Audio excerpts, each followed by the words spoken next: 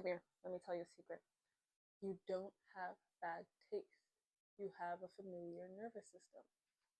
And familiar isn't the same thing as safe. So many people walk away from relationships thinking, what is wrong with me? Why do I keep choosing the same type? Why do I fall for people who can't meet me? And we call it bad judgment, low standards, or self sabotage.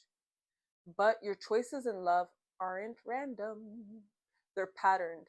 And patterns, they live in the nervous system.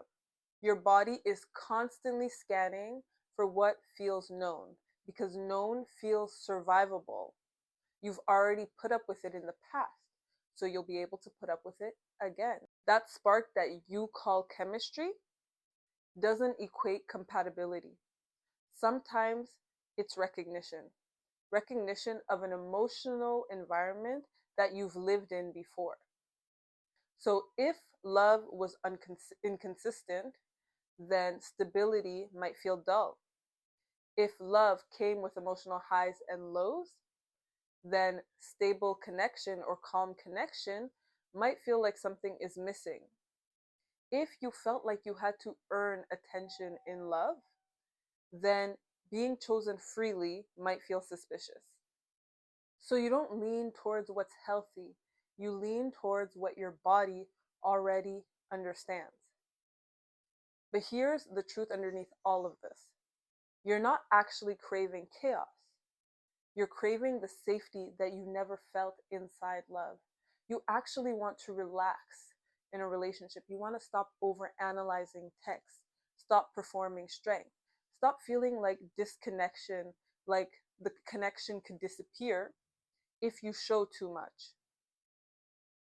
You don't want intensity, you want emotional safety without having to abandon yourself.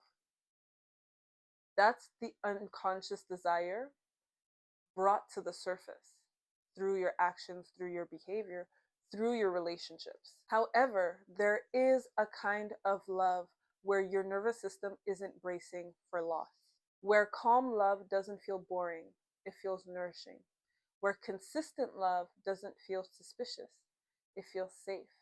But to experience that, you have to teach your nervous system that unfamiliar doesn't mean unsafe. You have to learn the difference between anxiety and intuition, between emotional intensity and emotional intimacy. Because if you don't unlearn this pattern, it's not just your relationships that you're shaping, it's also what your children grow up calling normal. They learn love by watching what you tolerate, watching what you chase, what you settle for, what you believe you deserve.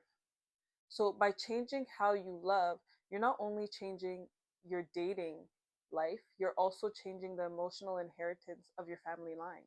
Most people try to fix their relationships by choosing differently with their mind. But the real change happens when your nervous system stops confusing chaos with connection. That's the work that I guide people through, learning how to feel safe in calm love, how to stop chasing emotional familiarity, and how to build relationships that feel steady, mutual, and secure. If you've been calling yourself bad at relationships, if you've been blaming your taste, maybe it's not your standards that need work. Maybe it's your nervous system that needs safety. And that's something you can learn. If you're ready for love that feels peaceful instead of painful, I've created spaces that can help you build that from the inside out. The next steps are in the bio.